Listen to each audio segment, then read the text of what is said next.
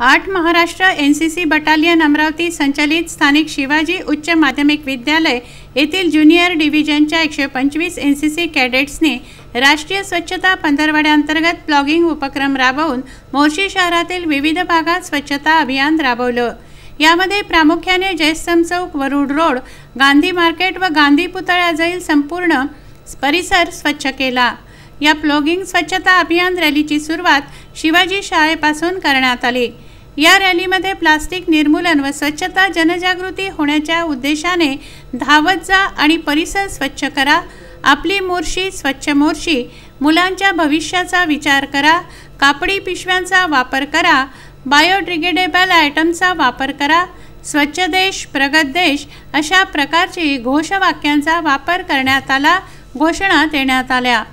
या उपक्रमाला मोर्शी शहरातील नागरिकांचा उत्स्फूर्त प्रतिसाद लाभला। या उपक्रमाचं नेतृत्व NCC sergeant Sushant Chavan, Rajshree Wakekar, Tanmay Bijwe, corporal Yash Brahmane, Reva Keche, Arya Bele, lance corporal Raut यांनी केलं।